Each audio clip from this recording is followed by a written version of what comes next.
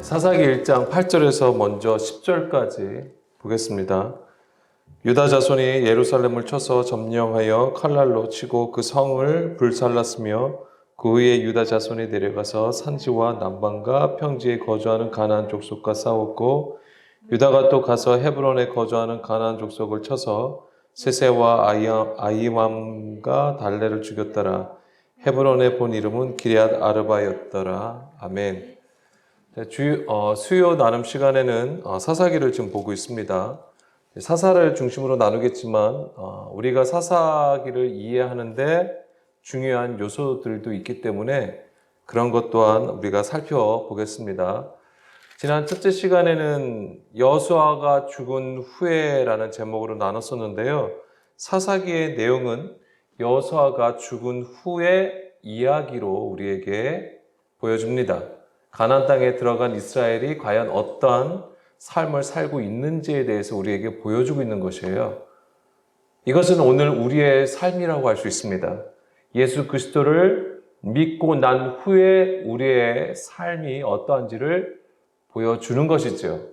굉장히 예언적인 것입니다. 이스라엘의 역사이지만 우리에게 예언의 말씀으로 들려주시는 겁니다. 반드시 우리는 그 안에 하나님의 뜻과 그 말씀의 그 본질을 반드시 볼 수 있어야 되는 것이죠. 자, 여호수아가 죽었다는 것은 그리스도의 죽음이 된다고 했습니다. 예수님의 십자가를 진리의 말씀으로 우리를 낳으신 그 해산의 수고라고 할 수 있죠. 해산의 고통을 통하여서 우리를 창조하신 거예요. 우리가 그리스도를 믿고 구원을 확신하고 있지만 하나님 보시기에 우리가 정말 하나님의 백성답게 살고 있는지, 하나님의 말씀의 뜻을 깨달아서 온전한 삶으로 하나님 앞에 영광을 올려드리고 있는지 조명해 보는 것이 바로 사사기가 되는 겁니다. 우리를 죽은 자 가운데서 살리신 이의 뜻을 따라 새 생명 가운데 행하는지, 만약에 그렇지 않다면 왜 그런지에 대해서 깨달음을 주는 것이죠. 우리가 그래서 사사기를 계속 나누는 동안 자기를 좀 철저하게 좀 점검을 해야 됩니다. 누구한테 점검해 달라는 게 아니고요. 그 말씀을 통해서 성령님의 그 가르침을 받아야 된다고 말씀을 드리는 겁니다. 자, 여호수아가 죽었지만 가나안 땅을 완전히 정복하지 않았기 때문에 이 가나안 이 땅에서는 이제 소소한 전투들이 계속 있음을 우리가 보게 됩니다. 자, 여호수아가 죽은 후에 이스라엘 자손은 하나님께 물어보죠. 자, 1장 2절입니다. 그렇죠? 누가 먼저 올라가서 가나안 족속과 싸워야 합니까? 라고 했을 때 하나님은 유다를 지목하셨고 유다는 시므온과 함께 동행하여 헤브론을 점령하게 되죠. 자, 이 그림은 그리스도를 통한 구원이 이루어질 것을 보여주게 되는데 여기에 중요한 것이 있습니다. 바로 무엇입니까? 그리스도의 말씀을 들음으로써 구원이 이루어진다는 그림이 되는 겁니다. 우리가 잘 알고 있는 요한복음 5장 24절 25절 말씀 보게 되면 예수님은 내 말을 듣고 나 보내신 이를 믿는 자는 영생을 얻었고 심판에 이르지 아니하나니 사망에서 생명으로 옮겼다고 하셨습니다. 하나님의 아들의 음성을 들을 때 그 듣는 자는 살아나는 것을 말씀하신 것이죠. 이 들음이 어떤 개념인지를 깨닫는 것이 너무나도 중요합니다. 사사기에서 보여준 전투는요, 여호수아도 마찬가지고요, 사사기도 마찬가지입니다. 누구의 싸움입니까? 하나님의 싸움이에요. 하나님의 싸움이 우리 가운데 일어날 하나님의 일이 무엇인지에 대해서 보여주는 것입니다. 그러니까 가나안을 정복하는 것을 보여주고 있지만 실제 이것은 하나님의 싸움이라고 하는 것이죠. 특히 여호수아뿐만 아니라 이 사사기에서는 그것을 아주 적나라하게 우리에게 보여주고 있다고 하는 것이죠. 왜 계속 이스라엘 백성들이 패역을 하고 있는지, 그 패역함이 과연 무엇인지에 대해서 얘기해주고 있고, 또한 하나님은 그때마다 사사를 세워주셔서 하나님은 이스라엘을 또한 회복시켜 주시죠. 사사는 그리스도의 모형이죠. 예수 그리스도의 모형이 되는 것입니다. 자, 그런 관점에서 우리가 계속 말씀을 보려고 합니다. 자, 유다는 시몬과 함께 올라가서 아도니 베섹을 죽이죠. 그리고 예루살렘을 점령하게 됩니다. 자, 아도니 베섹이 무엇이라고 했습니까? 스스로 의로운 왕이라고 했습니다. 스스로 의롭다라고 하는 자들이에요. 예수님 당시로 보게 되면 바리새인 서기관들이고요. 유대교 성전 지도자들이라고 할 수 있습니다. 또한 예수를 믿고 우리에게요. 예수를 믿고 왕과 같은 제사장이 된 우리일 수도 있다라고 하는 것입니다. 이 아도니 베섹이라고 하는 것이. 예수를 믿어도 여전히 육신에 속하여 어린아이의 일을 하는 오리를 가리키는 것이죠. 자, 오늘은 8절부터 10절인데요. 자, 유다 자손이 예루살렘을 쳐서 점령하죠. 그리고 그 성을 불살랐다고 했습니다. 자, 이런 것들이 굉장히 중요합니다. 과연 성을 점령하고 이제 불살랐다. 이런 것들은 다 뭐죠? 우리의 육신의 것을 태우는 장면이 되는 것이에요. 9절에 그 후에 유다 자손이 내려가서 산지와 남방과 평지에 거주하는 가나안 족속과 싸웠고, 그래서 그 내용이 10절이에요. 유다가 또 가서 헤브론에 거주하는 가나안 족속을 쳐서 세세와 아이만과 달레를 죽였더라라고 했습니다. 그러면서 헤브론의 옛 지명 이름이 나와요. 자, 기럇 아르바라고 나오죠. 이제 오늘 이제 이거를 중점적으로 볼 겁니다. 자, 여기서 보면은 근데 지금 이 헤브론이 굉장히 중요하죠. 사실 헤브론은 어떤 지역이죠?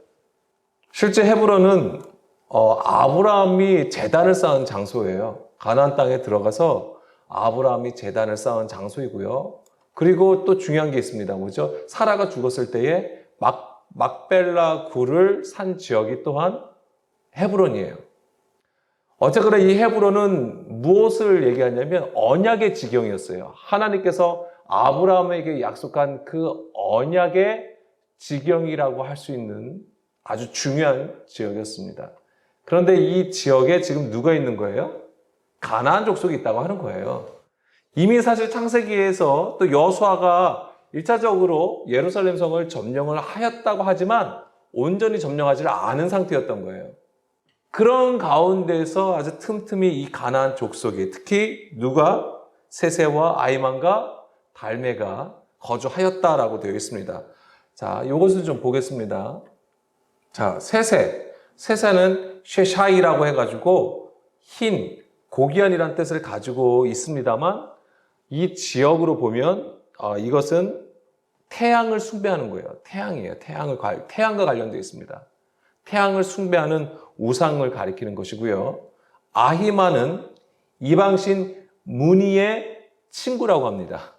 뭐 친구까지 왜 숭배를 해야 되는지 난 모르겠는데 어쨌거나 제가 저도 주석을 좀 찾아보고 그랬어요. 그러니까는 뭐 이방신 무니의 친구라고 하는데요. 이것 또한 우상이겠죠, 당연히. 그러면 달메는 뭘까요? 달메는 탈마미라고 되어 있습니다. 탈마미. 자, 이것은 무슨 뜻이냐면 박고랑이에요. 박고랑이라는 뜻이에요. 특별하게 어떤 우상의 어떤 이름이라기보다는 박고랑인데 사실 뭘 중요하게 여기겠어요? 밭이라고 하면은 곡식, 풍요를 얘기하는 거죠. 열매, 곡식 잘 열어서 풍요로운 삶을 구하는 것이죠. 다 뭐예요? 우상을 숭배하는 것이죠. 그런데 여기서는 사람 이름이잖아요. 이 우상을 가지고 그 가나안 자손의 이름을 지어주는 거예요. 그러니까 이 얘기는 뭐예요? 이 우상에 얼마나 그들의 삶에 뿌리 깊게 박혀 있는지를 볼 수 있는 겁니다. 그러면서 그들을 바로 이 유다가 진멸했다고 하는 거예요. 그러면서 헤브론의 옛 이름을 얘기해요. 본 이름이 기럇 아르바라고 했습니다.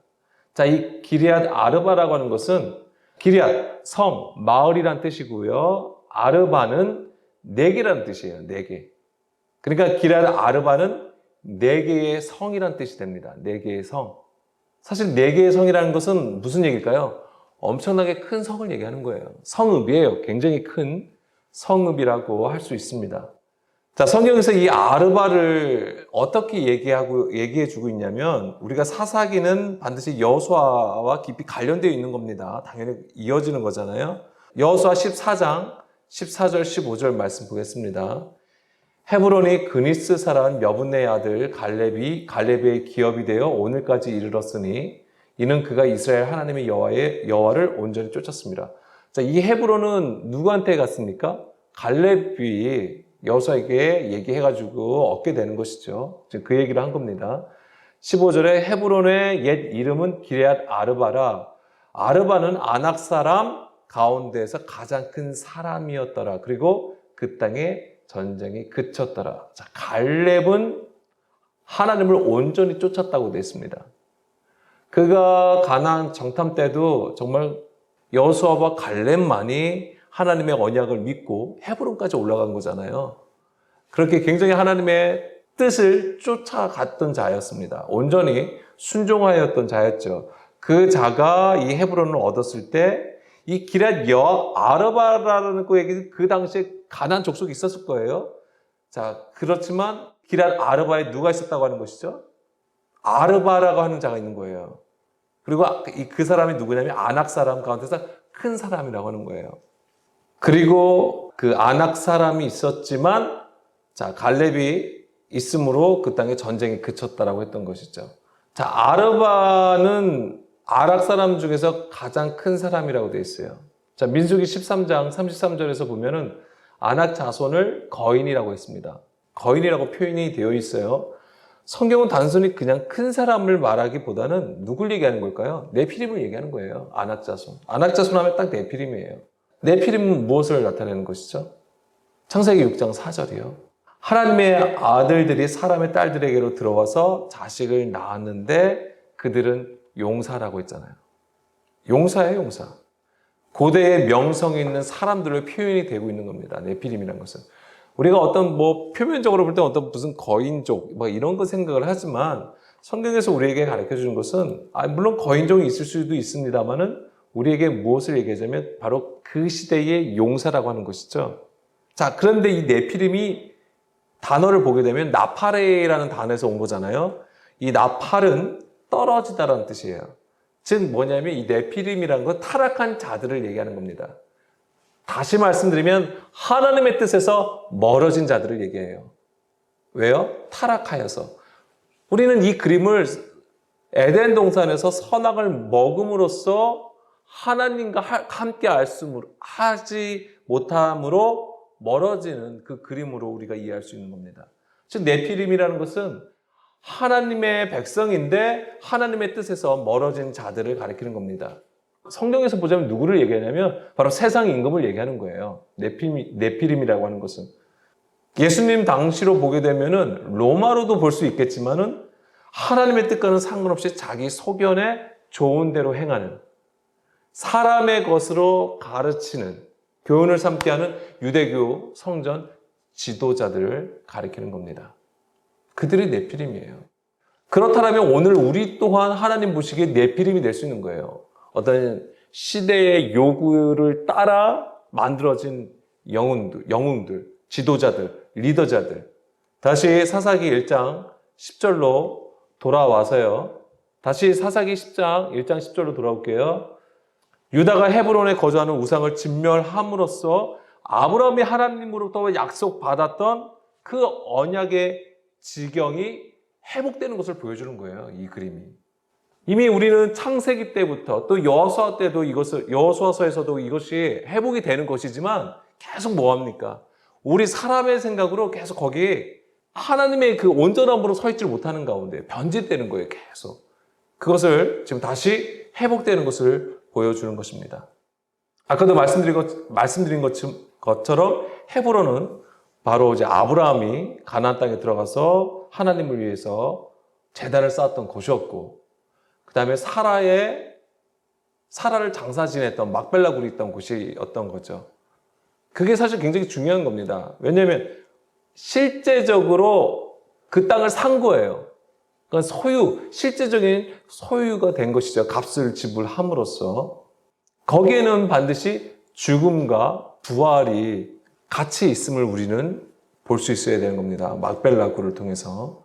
그리고 아까도 말씀드린 것처럼 다윗이 이스라엘의 왕이 되기 전, 완전히 이스라엘 전체의 왕이 되기 전 7년 동안 수도 역할을 한 곳이 헤브론이라고 했습니다. 이런 언약의 지경에 세상 임금이 지배하고 있었던 것이죠. 그것을 바로 유다가 회복하는 것입니다. 자, 가나안 정복은요, 하나님의 전쟁이라고 하는데 땅을 정복하는 것을 우리는 보고 있지만 사실은 그 땅 안에 있는 우상을 깨트리는 거예요. 우리 안에 우상이 무엇입니까? 탐심이잖아요. 악한 생각이에요. 근데 그 악함이라는 것이 무엇입니까? 뭐 우리가 흔히 보는 뭐 정말 악당, 악마 같은 사람, 뭐 정말 뭐 살인, 폭행, 도적질, 강도 뭐 이런 거 생각할 수도 있잖아요. 물론 그런 것도 있겠습니다만은 악함이라는 건 무엇입니까? 자기의 뜻을 세우는 거예요. 육신의 생각을 따라 하나님을 대적하는 상태를 악함이라고 하는 거예요. 하나님의 뜻에서 떠난 것이죠. 네, 그것을 성경은 죄라고 합니다. 사사기 1장 11절 거기서 나아가서 드빌의 주민들을 쳤으니 드빌의 본 이름은 기럇 세벨이라. 자, 여기서는 또 기럇 세벨이 나옵니다. 자, 여기서는 이제 온니엘이 나오는데 이 온니엘은 사실 사사기 3장에도 나옵니다. 물론 그때 또한 우리가 자세히 나누고요. 여기 이게 중간에 들어가요. 아마 이게 이야기상으로 전체적으로 1장이기 때문에 뭔가 이 저자가 사무엘이죠. 저자는 어떤 의도를 가지고 이것을 적은 거겠죠. 여기서 보면은 기럇 세벨이 나옵니다. 기럇 세벨이라는 것은 그럼 뭘까요? 자, 그것도 알아야 돼요. 기럇 세벨이라는 것은 그 전에 드빌. 자, 드빌이라고 돼 있잖아요. 그렇죠? 드빌의 주민들을 쳤대요. 자, 그럼 드빌은 뭘까요? 자, 이건 데비르라고 돼 있습니다. 데비르. 이 단어는 신탁의 의미를 가지고 있어요. 신탁의 의미예요. 자, 신탁하면 우리 어떤 장소가 떠올리십니까? 성소예요, 성소. 그러니까 여기가 전당이에요. 어떤 성소의 어떤 내부라고 생각을 하시면 돼요.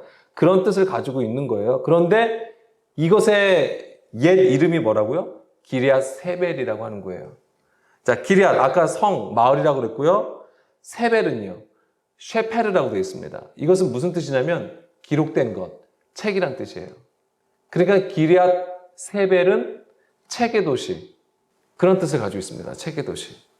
자, 우리가 흔히 도서관이나 어떤 중요한 어떤 문서들을 보관하는 어떤 큰 뭐 장소 또 그런 것이 많은 어떤 성읍이라고 생각할 수도 있습니다.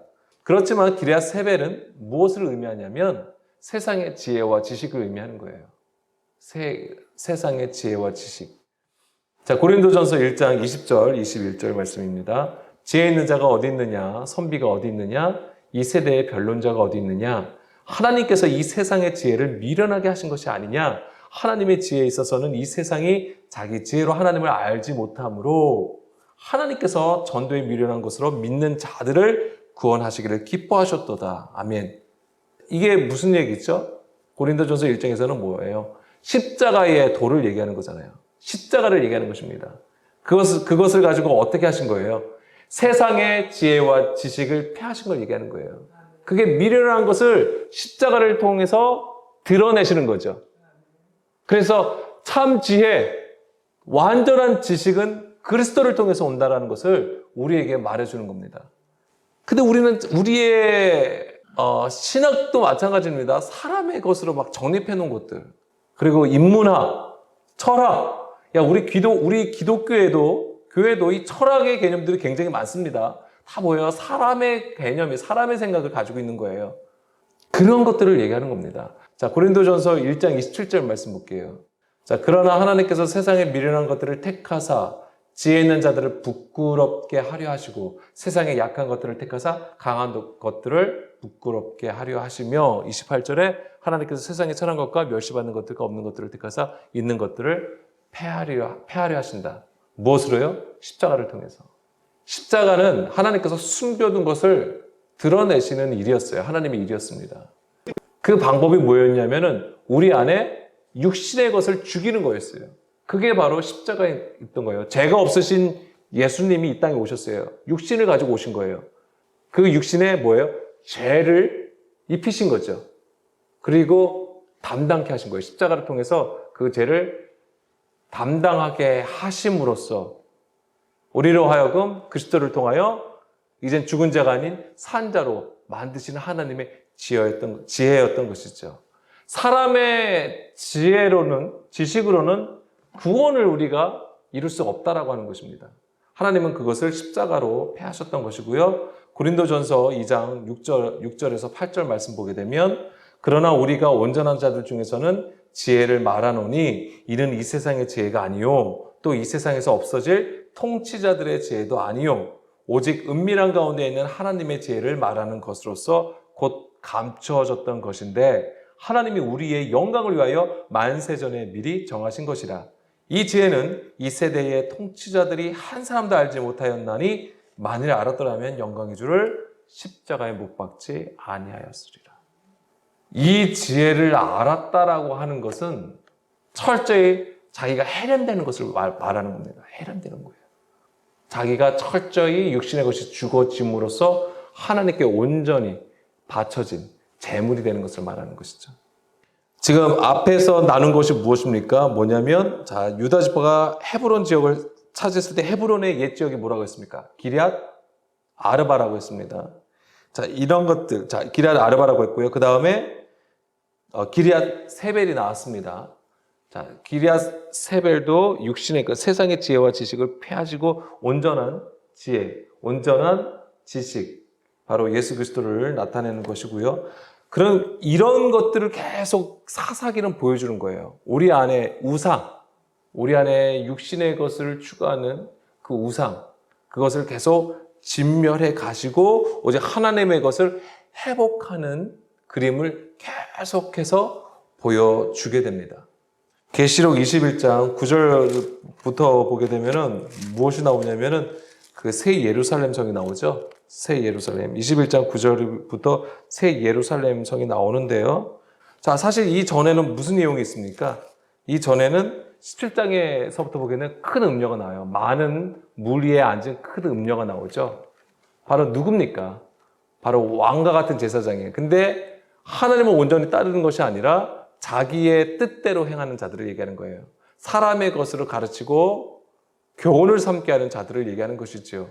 그러면서 18장에서는 바벨론에 대해서 나옵니다. 바벨론이 심판받는 게 나와요. 큰 음녀와 이 바벨론은 연결되어 있고요. 이것이 바로 심판을 받게 되어 있는 것입니다. 그리고 심판을 받고 나서 무엇이 일어나냐면 바로 새하늘과 새 땅이 일어나는 거예요. 그것이 바로 새 예루살렘이죠. 자, 이 그림이 사사기에도 계속 있는 거예요.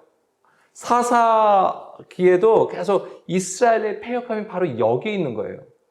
이 우상으로, 사람의 것으로, 육신의 생각으로 계속 하나님을 멀리하게 되는 것이죠.